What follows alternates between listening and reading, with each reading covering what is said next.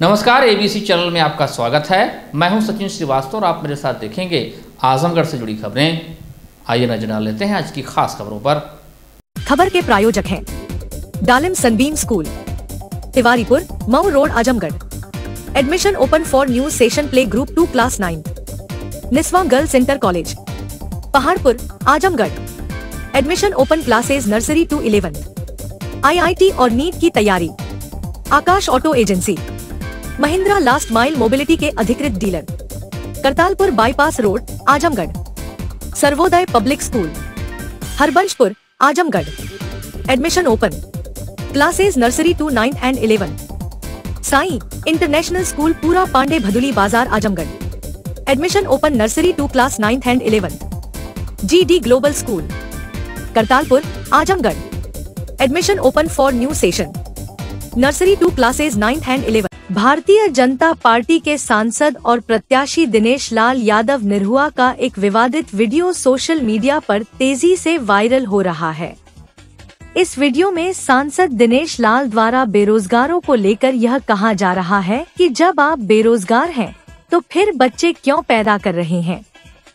CM योगी और PM Modi द्वारा इस बात को ध्यान में रखते हुए बच्चे पैदा नहीं किया गया। निरहुआ ने बताया कि रोजगार की संख्या सीमित है और जब बच्चे अधिक पैदा होंगे तो वे बेरोजगार ही होंगे। हालांकि बीजेपी सांसद निरहुआ ने इस वीडियो को फेक बताया है। मीडिया के सामने तो उन्होंने कोई बयान नहीं दिया, लेकिन ट्विटर पर कांग्रेस नेता BV श्रीनिवास को जवाब देते हुए लिखा कि फेक वीडियो प्रमोट करने का ट्रेंड हो गया है। कोई भी देखकर समझ जाएगा कि ओंठ कुछ और बोल रहा है। AI से साउंड क्लोन करके क्या साबित करना चाहते हैं? इलेक्शन कमीशन कृपया इसका संज्ञान ले। बीजेपी सांसद का वीडियो वायरल होने के बाद से देश और प्रदेश की राजनीति गर्मा गई है। सपा और कांग्रेस समेत अन्य विपक्षी दलों ने जहां बीजेपी सांसद के इस बयान की निंदा की तो वहीं अमित मालवीय सहित अन्य भाजपा नेता सांसद के बचाव में उतर आए। जनसंख्या बढ़ा रहे हो, वो बेरोजगारी बढ़ रही है, तो उसको रोकने का प्रयास तो मोदी जी कर रहे हैं, सरकार कर रही है। और जब वो नियम लेके आना चाहती है कि आप कम बच्चा पैदा करो, 2 ही बच्चा पैदा करो, तुम कह रहे हो कि तुम खुद बेरोजगार हो और 8 गो और बेरोजगार पैदा कर दे रहे हो। क्यों?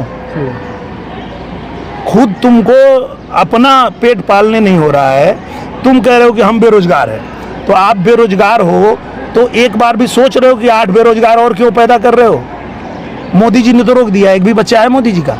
बताओ कोई, एक भी बच्चा है योगी जी का? तो योगी जी, मोदी जी तो बेरोजगारी रोक दिए कि भाई नहीं, हम नहीं बढ़ाएंगे। तो बढ़ा कौन रहा है ये बेरोजगारी? जो बच्चे पे बच्चा पैदा किए जा रहा है और सरकार कह रही है रुक जाओ, तो मान भी नहीं रहा है। तो बेरोजगारी रोकना है तो थोड़ा सुनिए सरकार की। वहीं निरहुआ के वायरल हो रहे इस वीडियो का हवाला देते हुए समाजवादी पार्टी के प्रवक्ता अशोक यादव ने कहा कि सांसद निरहुआ द्वारा यह बयान देना कि CM योगी और PM मोदी जी ने बच्चे पैदा नहीं किए हैं, बच्चे पैदा करने से बेरोजगारी बढ़ती है। इस तरह अपमानजनक और बेतुका बयान उनको कम से कम एक सन्यासी मुख्यमंत्री के प्रति नहीं देना चाहिए। वहीं भाजपा IT सेल के हेड अमित मालवीय ने ट्विटर पर बयान दिया है कि यह एक डीपफेक वीडियो है। इस बात पर सपा प्रवक्ता ने अमित मालवीय पर यह सवाल किया कि अगर यह डीपफेक वीडियो है तो उन्होंने इसका फोरेंसिक लैब में जांच कराकर रिपोर्ट भी नत्थी किया है या फिर भाजपा के झूठ बोलने वाले नेताओं की तरह झूठ बोल दिया है। निरहुआ द्वारा दिया गया यह बयान देश के बेरोजगारों, नौजवानों और इस देश की जनता के लिए बहुत ही अपमानजनक है। सांसद निरहुआ के इस बयान पर भारतीय जनता पार्टी और चुनाव आयोग द्वारा अनुशासनात्मक कार्यवाही करनी चाहिए। बचपन में हम लोग एक मूर्ख बंदर की कहानी पढ़ते थे, जिसमें मूर्ख बंदर अपने राजा के प्रति स्वामी भक्ति दिखाने के लिए राजा के नाक पर बैठी मक्खी को तलवार से वार करके उड़ाने का प्रयास करता है, जिसमें राजा की नाक कट जाती है। ये कहानी इसलिए याद आ गई क्योंकि आजमगढ़ से सांसद दिनेश लाल निरहुआ जी का एक बयान वायरल हो रहा है कल से, जिसमें वो कहते पाए जा रहे हैं कि माननीय योगी जी ने बच्चे पैदा नहीं किए, माननीय योगी जी ने बच्चे पैदा नहीं किए, बच्चे पैदा करने से जनसंख्या बढ़ती है, बेरोजगारी आती है। इस तरह का अपमानजनक बयान, इस तरह का बेतुका बयान, अभद्र बयान उनको कम से कम एक सन्यासी मुख्यमंत्री के प्रति नहीं देने चाहिए। और दूसरी बात, एक अमित मालवीय, इनके जो आईटी सेल के हेड हैं, उनका एक ट्विटर पे आया है बयान कि यह एक डीप फेक वीडियो है। तो मालवीय जी, अगर ये डीप फेक वीडियो है तो क्या इसकी फॉरेंसिक लैब से जांच करा के अपने रिपोर्ट भी नहीं किया है कि अपने जो भारतीय जनता पार्टी के जो झूठ बोलने वाले नेताओं की तरह आपने भी एक झूठ बोल दिया है? तो इस तरह का बयान जो निरहुआ जी का है, ये इस देश के बेरोजगारों के लिए, इस देश के नौजवानों के लिए और इस देश की जनता के लिए बहुत ही अपमानजनक है। और इनके इस बयान पे पार्टी को और चुनाव आयोग को इनके ऊपर अनुशासनात्मक कार्रवाई करनी चाहिए। लोकसभा निर्वाचन को शांतिपूर्ण ढंग से संपन्न करने के लिए पुलिस प्रशासन लगातार सक्रियता बरत रहा है। इस संबंध में पुलिस अधीक्षक अनुराग आर्य ने बताया कि चुनाव आचार संहिता का कड़ाई से अनुपालन करने के लिए एफएसटी और पुलिस की टीमों का गठन किया गया है, जो लगातार भ्रमण में है। सादे कपड़ों में भी ड्यूटी लगाई गई है। चुनाव के लिए विशेष हेल्पलाइन पुलिस लाइन में बनाई गई है। इसमें लगातार 300 लोगों से प्रतिदिन बातचीत की जा रही है। अलग अलग गांव में संपर्क किया जा रहा है। अब तक 48 सूचनाएं आ चुकी हैं, जिसके आधार पर थाना अध्यक्षों को कार्रवाई के लिए बताया गया है। इसके साथ साथ जितने वल्नरेबल गांव है, वहां पर एसएचओ और सीओ के नेतृत्व में भ्रमण का एक अभियान चलाया गया है।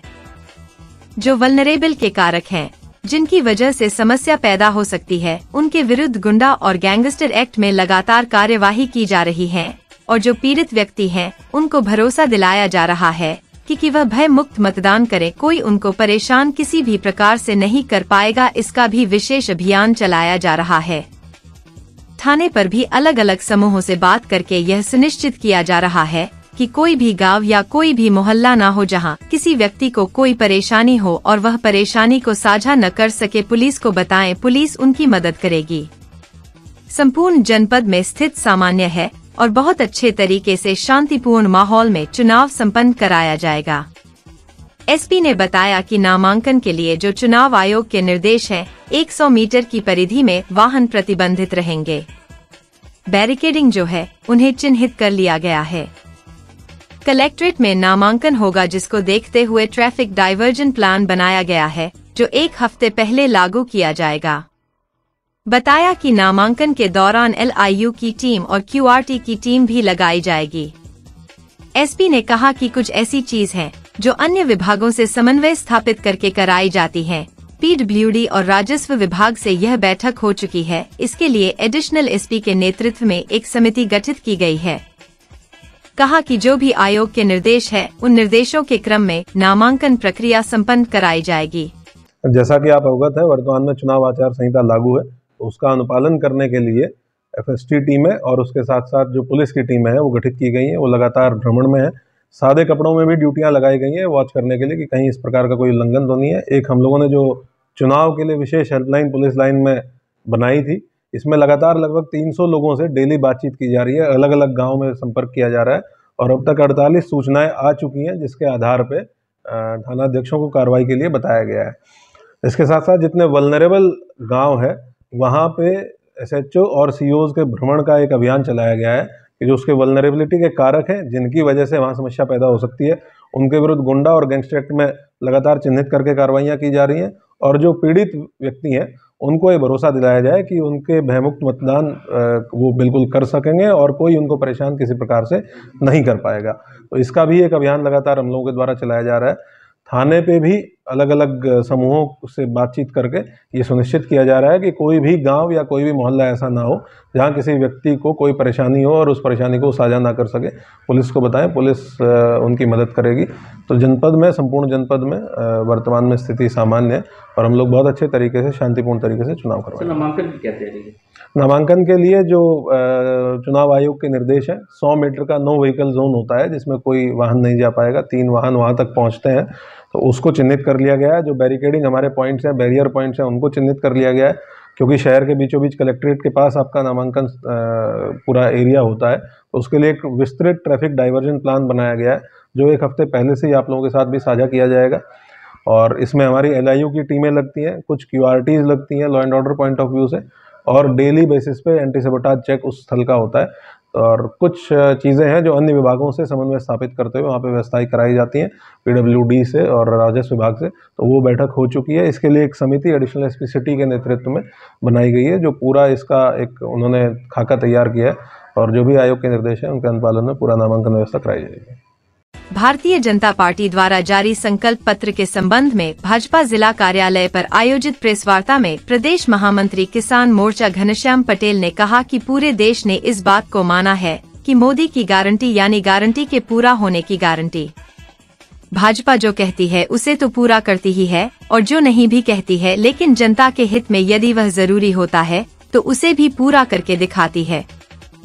प्रधानमंत्री नरेंद्र मोदी जी के नेतृत्व में पेश किए जाने वाला संकल्प पत्र विकसित भारत की ओर लंबी छलांग लगाने वाला है। आज देश की जनता को विश्वास है कि यदि मोदी की गारंटी है तो यह पूरा होकर रहेगा। प्रधानमंत्री नरेंद्र मोदी ने 2014 और 2019 में प्राप्त पूर्ण बहुमत को गांव, गरीब, वंचित, दलित, महिला, युवाओं और किसान को समर्पित किया। उनके शरीर का कण कण और जीवन का क्षण क्षण राष्ट्र के विकास और गरीब कल्याण के लिए समर्पित है। डॉक्टर श्यामा प्रसाद मुखर्जी ने 1952 में जिस विचार को साझा किया और पंडित दीनदयाल उपाध्याय ने जिसे आगे बढ़ाया, भाजपा का संकल्प पत्र उसी वैचारिक अधिष्ठान का पर्याय है। भाजपा का संकल्प पत्र एनडीए सरकार की उपलब्धियों का एक व्यापक अवलोकन प्रदान करता है और 2047 तक एक विकसित भारत के निर्माण का दृष्टिकोण प्रस्तुत करता है। ये संकल्प पत्र भारत के 4 मजबूत स्तंभ युवा शक्ति, नारी शक्ति, किसान और गरीब सभी को सशक्त करता है। हमारा फोकस डिग्निटी ऑफ लाइफ पर है, क्वालिटी ऑफ लाइफ पर है, निवेश से नौकरी पर है। इस संकल्प पत्र में क्वांटिटी ऑफ अपॉर्चुनिटी और क्वालिटी ऑफ अपॉर्चुनिटी दोनों पर बहुत जोर दिया गया है। एक तरफ हमने कई सारे इंफ्रास्ट्रक्चर निर्माण से बड़ी संख्या में रोजगार बनाने की बात की है। दूसरी तरफ हम स्टार्टअप और ग्लोबल सेंटर्स को बढ़ावा देकर हाई वैल्यू सर्विसेज पर भी ध्यान देने जा रहे हैं। हम यह सुनिश्चित करेंगे कि गरीब के भोजन की थाली पोषणयुक्त हो, उसके मन को संतोष देने वाली हो और अफोर्डेबल हो, सस्ती हो। मोदी जी की गारंटी है कि मुफ्त राशन की योजना आने वाले 5 साल तक जारी रहेगी। अब भाजपा ने संकल्प लिया है कि 70 वर्ष की आयु से ऊपर के हर बुजुर्ग को आयुष्मान योजना के दायरे में लाया जाएगा। 70 साल के ऊपर के हर बुजुर्ग को, चाहे वह गरीब हो, मध्यम वर्ग के हो या फिर उच्च वर्ग के ही क्यों ना हो, उन्हें 5 लाख रुपए तक के मुफ्त इलाज की सुविधा मिलेगी। भाजपा का संकल्प भारत को फूड प्रोसेसिंग हब बनने का है।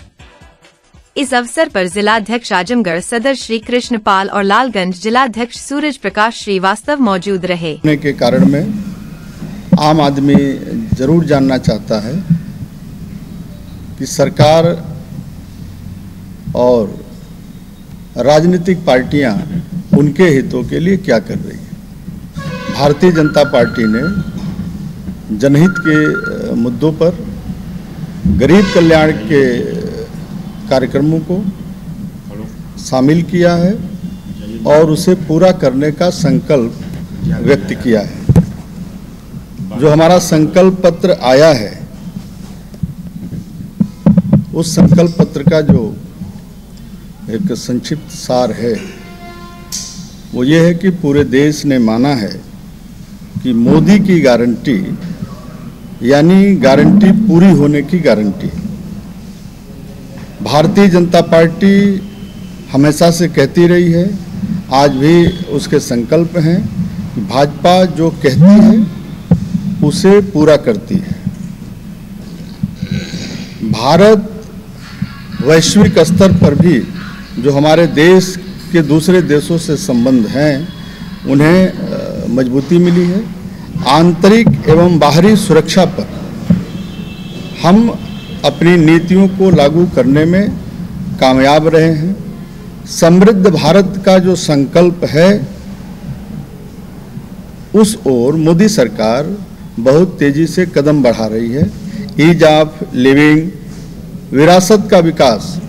अभी तक क्या था कि जो हमारे राष्ट्रीय गौरव थे, जो हमारी विरासत थी, जिसके लिए भारत की पहचान थी, उस पर बहुत ध्यान केंद्रित पूर्व की सरकारों ने नहीं किया।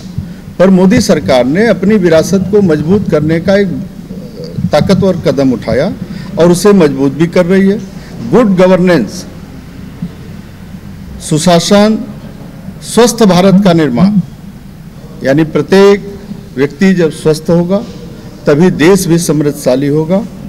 शिक्षा, खेल, सभी सेक्टर्स का विकास, खास करके न्यू इनोवेशन और टेक्नोलॉजी के क्षेत्र में हमारे युवाओं ने अच्छी और सक्रिय भूमिका का निर्वाह किया है। मोदी सरकार ने उसको बढ़ावा भी दिया है। पर्यावरण को ध्यान में रख करके भारत में जो योजनाएं संचालित हैं वो अब परिणाम देती हुई नजर आ रही है। पूरे देश में ये विषय जनचर्चा में है कि जो भी आम जीवन में बदलाव के लिए जरूरी होता है, मोदी सरकार उसको ध्यान में लेके उस पर काम करती है। कभी कभी आपने देखा होगा कि हमारे संकल्प पत्र के भीतर जो विषय है उसके अलावा भी अगर हमें लगता है, सरकार को सूचना ऐसी मिलती है कि किसी विषय पर सरकार को फिर से जरूरत पड़ती है नियम बनाने की, कानून बनाने की, तो सरकार ने उधर भी कदम उठाए।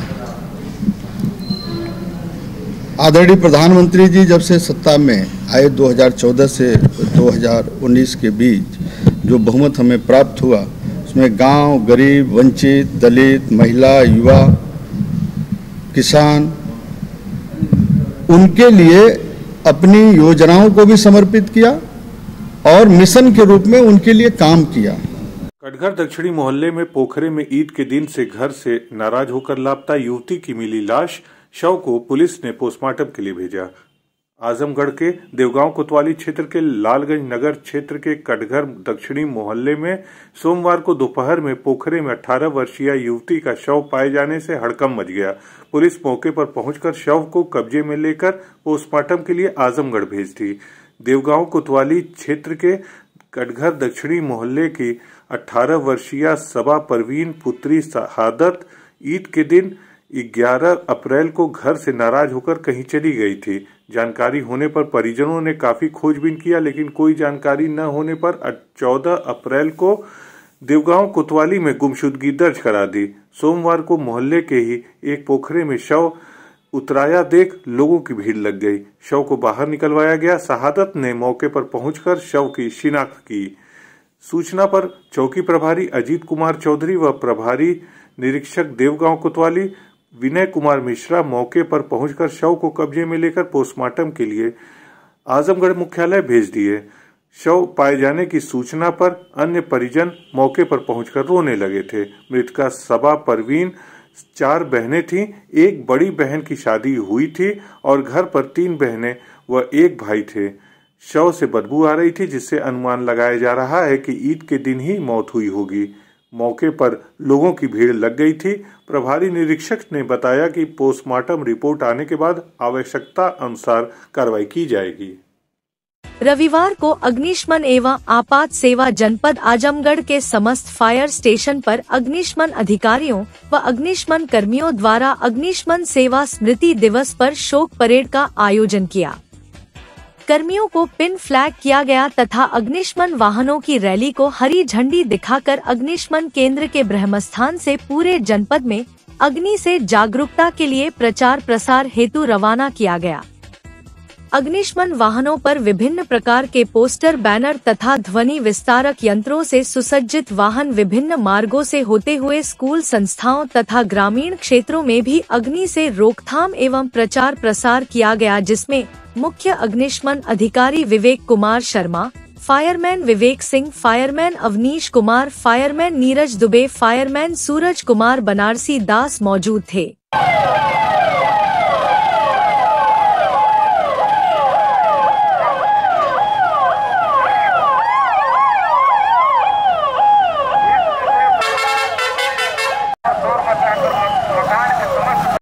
पर भी आज से कितना मिल जाते बाहर जानकारी है जिसमें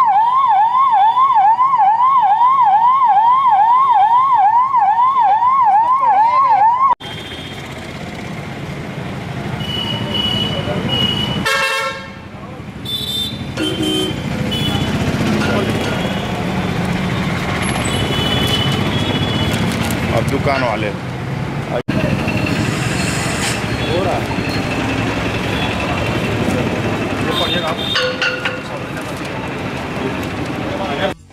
मुख्य अग्निशमन अधिकारी द्वारा बताया गया कि 14 अप्रैल 1944 को मुंबई शिपयार्ड पर फोर्ड स्पिकिन नामक जहाज में भयंकर आग लगी थी, जिसमें 66 फायर सर्विस के जवान शहीद हो गए थे।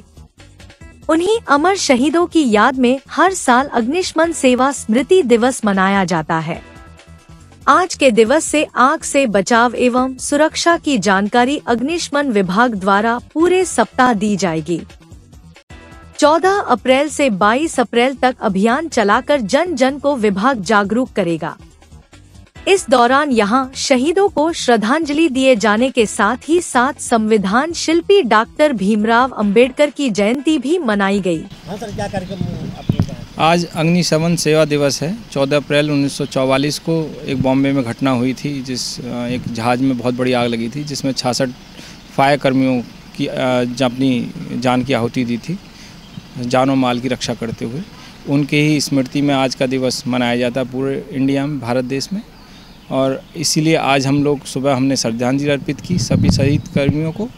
उसके बाद अब एक रैली जन जागरूकता के लिए, फायर सेफ्टी जान जागरूकता के लिए निकाल रहे हैं हम लोग, और अभी इसका ही उद्घाटन करना है। ये लोग गाँव शहर जाकर हाँ, हर स्टेशन से निकल रही हैं। ये हमारे यहाँ 5 फायर स्टेशन है, 5 फायर स्टेशन से इस तरह की रैली निकल रही हैं। भीड़ भाड़ इलाकों में पब्लिक से साथ पिन फ्लैग किया जाएगा, उन्हें अग्नि सुरक्षा के बारे में जागरूक किया जाएगा। रविवार को सीताराम योगपीठ पॉलिटेक्निक आजमगढ़ ने अपना वार्षिक उत्सव व बाबा साहब डॉक्टर भीमराव अंबेडकर की जयंती धूमधाम से मनाई। पीठ के वरिष्ठ सदस्य पारस नाथ सिंह, लालचंद्र मौर्य, गुलाब वर्मा, शिव नरेश सिंह, राम जन्म सिंह, सत्य प्रकाश बर्नवाल, रामकेर व योगपीठ के संरक्षक डॉक्टर जेपी सिंह ने डॉक्टर अंबेडकर के चित्र पर पुष्प अर्पित किया। योगपीठ अपने निर्धारित समय से 6 बजे प्रातःकाल शुरू हुआ व्यायाम योग प्राणायाम के उपरांत इस वर्ष के श्रेष्ठ योगी अशोक कुमार, हरेंद्र प्रताप सिंह, दीपक कुमार गुप्ता को रिटायर जिला न्यायाधीश श्री नारायण उपाध्याय मुख्य अतिथि के द्वारा एक शील्ड देकर सम्मानित किया गया। यह सम्मान क्रमशः वर्ष 2022-23 और 2024 के लिए प्रदान किया गया। कोरोना काल में 2 वर्षों के सम्मान नहीं दिए जा सके गए थे। मुख्य अतिथि द्वारा इस अवसर पर डॉक्टर अंबेडकर के जीवन के साथ ही साथ जीवन में योग के महत्व पर प्रकाश डाला गया। कार्यक्रम का संचालन कल्पनाथ सिंह ने किया। योगपीठ के राम जन्म सिंह, प्रशिक्षक विवेकानंद सिंह ने आए हुए वरिष्ठ सदस्यों व अतिथियों का आभार व्यक्त किया।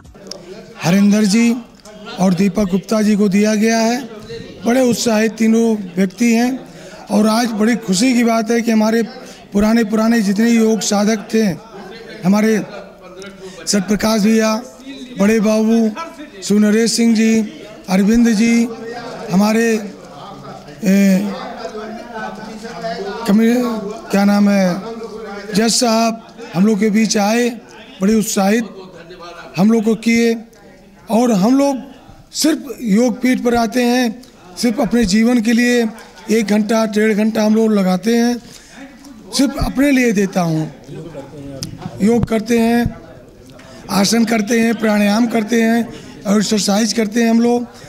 तो हम लोग का 1.5 घंटा ठीक 6 बजे यहाँ से योग पीठ पर हम लोग का कार्यक्रम शुरू हो जाता है और ठीक 7:30 बजे हम लोग समापन कर देते हैं। और हम सबसे निवेदन करते हैं कि हमारे योगपीठ सीताराम योगपीठ पॉलिटेक्निक में अवश्य हमें और हम लोग का उत्साहवर्धन करें। रविवार को करतालपुर स्थित जीडी ग्लोबल स्कूल में विद्यालय का 11वां स्थापना दिवस एवं पुरस्कार वितरण समारोह धूमधाम से मनाया गया। मुख्य अतिथि राष्ट्रीय स्वयंसेवक संघ के क्षेत्र प्रचारक अनिल ने सर्वप्रथम विद्यालय की निदेशिका स्वाति अग्रवाल, प्रबंधक गौरव अग्रवाल, कार्यकारिणी निदेशक श्रीश अग्रवाल, विद्यालय की प्रधानाचार्य मोनिका सारस्वत पांडेय के साथ गौमाता की पूजा अर्चना की। तत्पश्चात मां शारदे एवं संविधान निर्माता डॉक्टर भीमराव अंबेडकर की प्रतिमा पर माल्यार्पण एवं दीप प्रज्वलन किया। विद्यालय की निदेशिका स्वाति अग्रवाल एवं प्रबंधक गौरव अग्रवाल तथा कार्यकारिणी निदेशक श्रीश अग्रवाल, प्रधानाचार्य मोनिका सारस्वत पांडेय ने पुष्पगुच्छ और स्मृति चिन्ह भेंट कर अतिथियों का स्वागत किया। कार्यक्रम का प्रारंभ मां शारदे की वंदना से प्रारंभ हुआ। विद्यालय के जूनियर वर्ग की छात्राओं ने गणेश वंदना पर मनमोहक नृत्य की प्रस्तुति करते हुए सांस्कृतिक कार्यक्रम को भव्यता प्रदान की। स्वागत गीत की आकर्षक प्रस्तुति पर दर्शकों ने तालियों की झड़ी लगा दी। विद्यालय के नन्हे मुन्हे बच्चों द्वारा अनुपम नृत्य प्रस्तुत किया गया। प्राथमिक वर्ग के छात्र छात्राओं द्वारा ड्रिल डांस का प्रदर्शन किया गया। बच्चों ने कागज के 2 पंख पर मधुर गीत प्रस्तुत कर कार्यक्रम को संगीतमय कर दिया। सीनियर वर्ग की छात्राओं ने राजस्थान की संस्कृति पर राजस्थानी नृत्य प्रस्तुत करके लोगों को तालियां बजाने पर मजबूर कर दिया। कक्षा 11 के छात्रों ने लावनी नृत्य प्रस्तुत कर कार्यक्रम को आनंद से सराबोर कर दिया।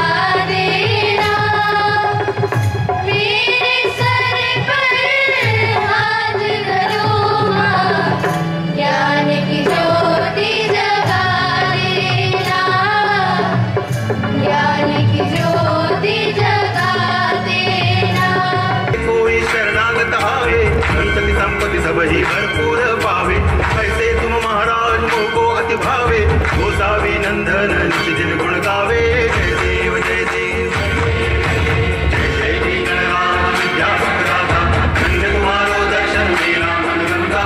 जय देव जय देव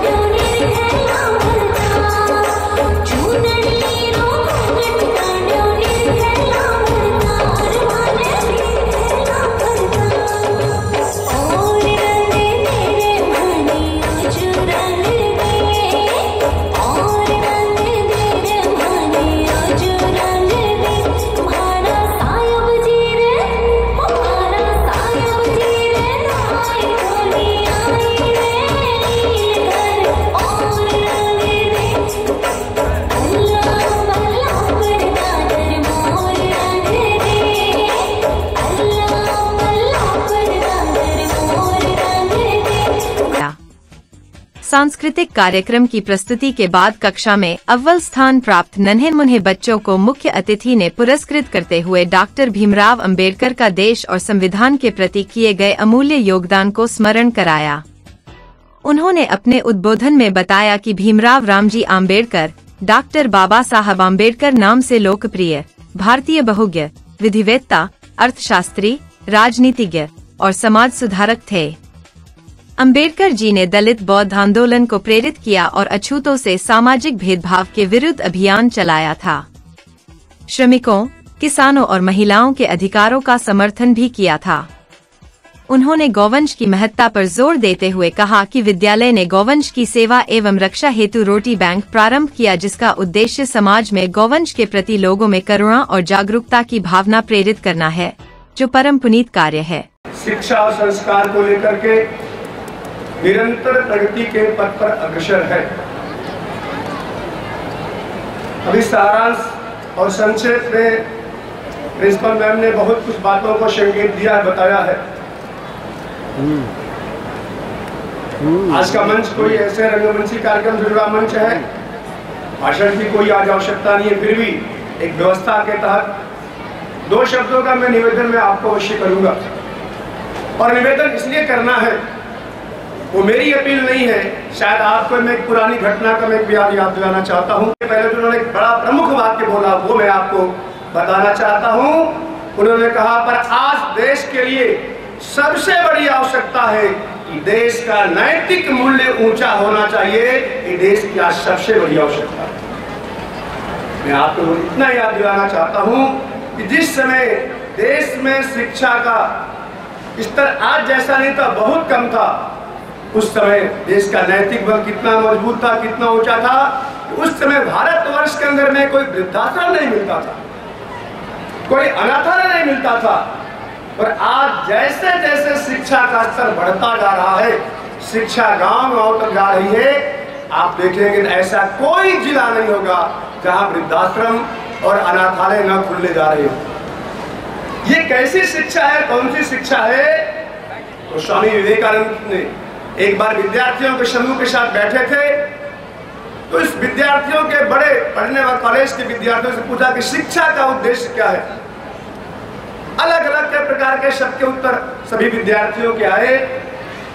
सबका उत्तर सुनने के बाद स्वामी जी ने एक वाक्य में शिक्षा का उद्देश्य क्या है वो उत्तर दिया कि शिक्षा ऐसी होनी चाहिए जो मानवता के अकाल को दूर कर सके, वही शिक्षा होती है। आज इस देश में इस प्रकार की शिक्षा की नितांत आवश्यकता है। हजारों वर्षों तक देखेंगे तो भारत में नैतिक शिक्षा ही सर्वोपरि थी। विद्यालय की शिशु वाटिका के नौनिहालों को निदेशिका स्वाति अग्रवाल ने पुरस्कृत करते हुए कहा कि विद्यार्थियों का सर्वांगीण विकास ही हमारे विद्यालय का लक्ष्य है। इस निमित्त न केवल पाठ्यक्रम पर अपितु पाठ्येतर गतिविधियों में भी कौशल संवर्धन हेतु विद्यालय सतत प्रयासरत है। GD ग्लोबल स्कूल बच्चों के पढ़ाई, खेलकूद, संगीत, नृत्य, प्रतियोगी परीक्षाओं में सफलता के साथ साथ राष्ट्र, परिवार, पर्यावरण, जीव जंतु के साथ प्रेम और करुणा की भावना को संवर्धित करने की भी प्रेरणा देता है। विद्यालय के प्रबंधक गौरव अग्रवाल ने शैक्षिक परीक्षाओं में प्रतिभाग किए विजयी परीक्षार्थियों को पुरस्कृत किया और कहा कि पुरस्कार वितरण प्रोत्साहन का मुख्य आयाम है। बच्चों को अपनी रुचि के अनुसार विभिन्न गतिविधियों में प्रतिभाग करना चाहिए, जिससे न केवल शैक्षिक अपितु शारीरिक और मानसिक विकास भी हो सके। सर्वप्रथम इस स्थापना दिवस की हार्दिक शुभकामनाएं एवं बधाई। 28 जनवरी 2012 वसंत पंचमी को विद्यालय के निर्माण की आधारशिला मेरे पिताजी श्री घनश्याम दास अग्रवाल जी के निर्देशन एवं मार्गदर्शन में आरंभ हुआ। 9 लगभग 480 विद्यार्थियों के साथ आरंभ हुआ। आज विद्यालय में लगभग 2200 बच्चे अध्ययनरत हैं एवं केंद्रीय बोर्ड के द्वारा 10+2 की मान्यता 2018 में हमने प्राप्त की। देश के विभिन्न पत्रिकाओं में उत्कृष्ट प्रदर्शन करते हुए जनपद एवं प्रदेश में अपना बहुत अच्छा स्थान, एक सम्मानित स्थान को विद्यालय ने आज प्राप्त कर लिया है। GD ग्लोबल स्कूल बच्चों के पढ़ाई, खेलकूद, संगीत, नृत्य, प्रतियोगी परीक्षाओं में सफलता के साथ साथ राष्ट्र, परिवार, पर्यावरण, जीव जंतुओं के साथ प्रेम करना भी सिखाता है। आज हमें यह बताते हुए अपार हर्ष हो रहा है कि स्कूल ने अपने कार्य विस्तार एवं उत्कृष्ट प्रदर्शन हेतु एक नए सदस्य श्री अग्रवाल को एग्जीक्यूटिव डायरेक्टर के रूप में स्कूल परिवार में शामिल किया है। इसी क्रम में विद्यालय ने 12 जनवरी 2023 को सबसे बड़े सामाजिक संगठन के जनरल सेक्रेटरी श्रीमान दत्तात्रेय जी होसबोले के कर कर्मों के माध्यम से रोटी बैंक आरंभ किया, जिसका उद्देश्य समाज एवं परिवार में जागरूकता लाना और गौवंश को समाज से जोड़ना है।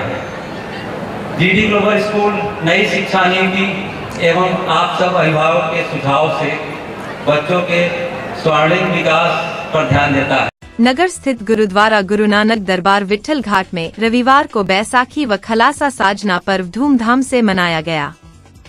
बैसाखी पर्व पर कीर्तन दरबार सजाया गया, जिसमें रागी जत्थों ने शब्द कीर्तन कर संगत को निहाल किया। गुरु का अटूट लंगर बरताया गया। इस दौरान लोगों ने प्रसाद ग्रहण किया। वो सिख का है कि सिख कभी बाल नहीं कटा, ये हुक्म है गुरु नानक साहब जी का, भाई बताने की ये हुक्म गुरु सिंह साहब जी का नहीं, तो खालसे को खालसा करना। पहला प्रकार है केश, केश करने के बाद गुरु नानक साहब जी पातशाह जी ने मर्दाने अपने पहले सिख को मर्दाने जी को हुक्म दिया था कि कभी जीवन हुए मर्दाने जी को है कि मर्दाना जी जीवन में कभी बाल केश नहीं कटा। क्यों नहीं कटाने? क्योंकि जो गुरु जब हम दुनिया में जन्म लेते हैं तो हम केशों के साथ जन्म लेते हैं, बिना केशों के कोई नहीं आता। बैसाखी पर्व के अवसर पर सुबह अखंड पाठ की समाप्ति हुई। इसके बाद कीर्तन दरबार सजाकर शब्द कीर्तन किया गया। सभी ने एक दूसरे को बैसाखी की शुभकामनाएं दी। इस मौके पर सभी समुदाय के लोगों ने गुरुद्वारा में मत्था टेक गुरु घर की खुशियां प्राप्त की। मौके पर पहुंचे एसपी सिटी शैलेंद्र लाल का सिख समाज ने स्वागत सम्मान किया। Dalim Sunbeam school, Tiwaripur, Mau road, Azamgarh. Admission open for new session, play group 2 class 9। Special features, smart class available, science, computer lab and library, indoor and outdoor sports facilities, experienced teachers, monitoring with CCTV camera, transport facility. Give your child a quality education. Dalim Sunbeam School, Tiwaripur, Mau Road, Azamgarh. Akash auto agency, Mahindra last mile mobility के अधिकृत dealer, Kartalpur bypass road, Azamgarh. Mahindra 3 wheeler electric passenger वाहन Treo Yaari, Treo auto और Treo plus. एक बार charge कीजिए और करिए 150 kilometre तक का लंबा सफर। बैटरी पर 5 साल की वारंटी। इलेक्ट्रिक माल वाहक जोर grand PU half. Acid battery में अल्फा सुपर और अल्फा कार्गो वाहन। डीजल माल वाहन महिंद्रा जीतो, डीजल 3 व्हीलर माल वाहन alpha plus loader. Paradise International School, a CBSE board, co-ed English medium school, a place for your lovely kids in your nearby vicinity. Paradise International School focuses on the overall development of a child, academically, psychologically, as well as physically.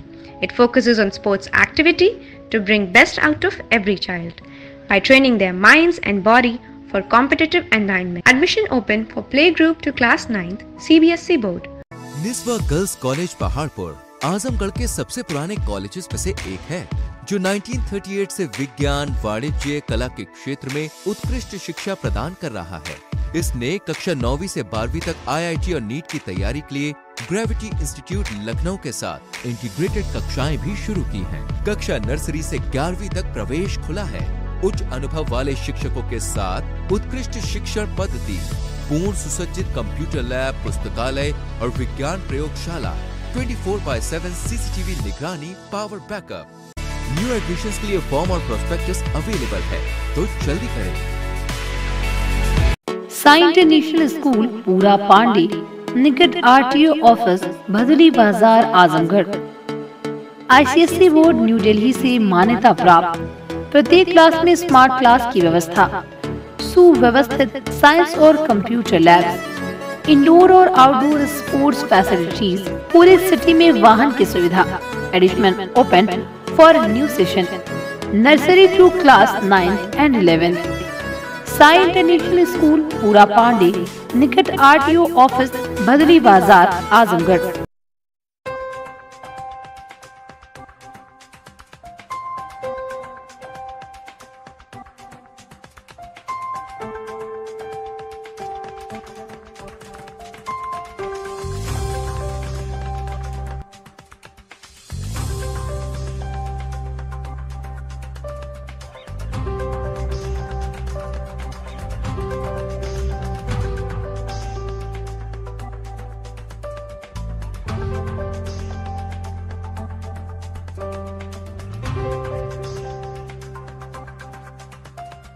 Lifestyle furniture, Belnadih, Azamgarh.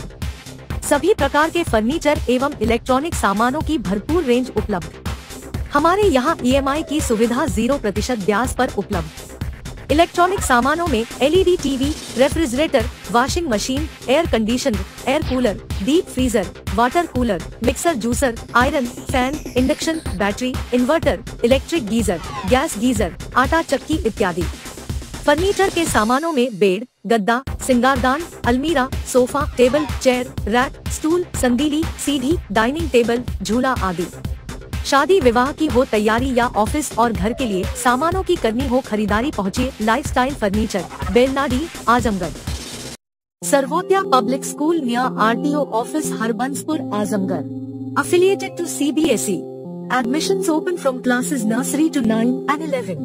जहाँ है highly experienced faculty, advanced labs, magnificent library, huge playground with lush green campus, separate ground for pre-nursery, separate classes available for girls and boys.